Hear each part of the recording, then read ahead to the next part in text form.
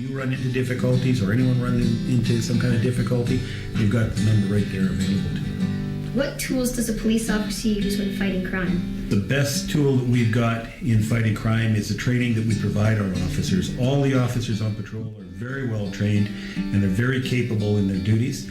We also depend on their good personality to help get them through some of the more difficult situations that they can run into. And along with that, they also have a whole variety of tools that they use. Handcuffs so that the bad guys don't hurt themselves or anybody else.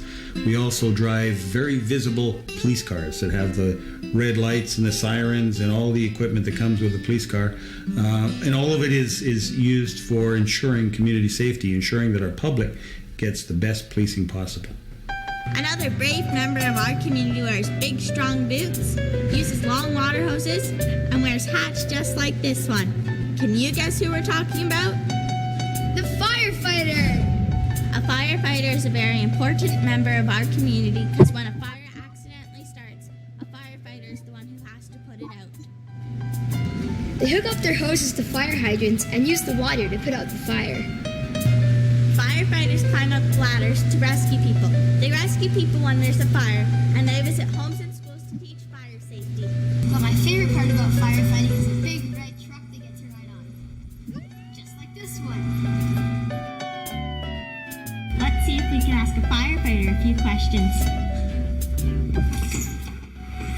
Hi guys.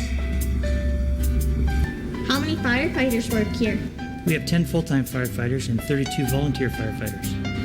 What number do we call if a fire breaks out? We call 911. How can we prevent a fire from starting?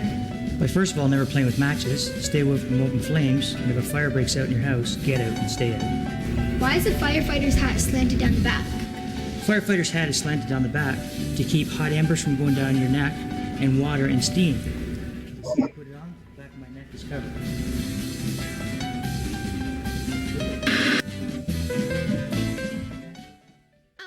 There's one more member of our community that we've forgotten about.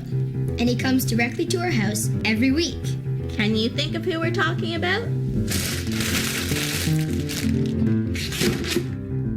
The trash collector! That's right, the trash collector. He's the person who collects all the trash in our neighborhood and keeps our community clean and looking great. A trash collector is a very important person too, because without them, our community would be very smelly and dirty. What's the difference between garbage and recycling? Trash is waste items collected from the curbside that are taken to the landfill. Recycling is products that are collected from the curbside and taken to manufacturers and are remanufactured into new products like plastic bottles, glass, newspaper. Where does all the trash go after you collect it? Once the trash is collected from the curbside, it is taken to a landfill. What can we do to keep our community clean? The best thing that you can do to keep your community clean is to recycle as many products as possible. Now that we've met many important members of our community, let's recap the roles of all our community helpers. A farmer is a person who grows and gathers food for us to eat.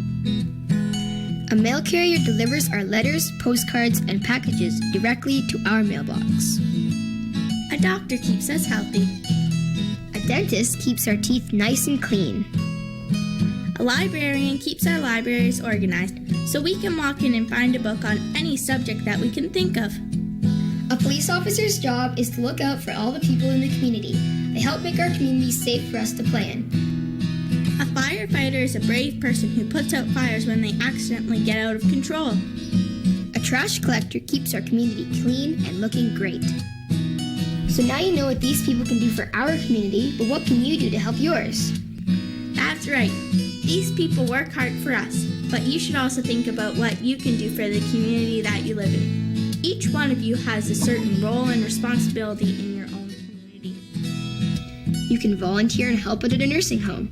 They would love to see fresh young faces like yours. You could work at your local community pet shelter and help out with all the animals there. Or you can simply help pick up some garbage thrown out by people who litter. This would not only help your community, but the environment as well. You can choose to help in whatever way you want. Your choice may be different from a friend's, but that's okay, because that's how your community will continue to grow. Or if you do want to get together with some friends, you can work together and get a lot accomplished. Remember, ask not what your community can do for you, but what you can do for your community.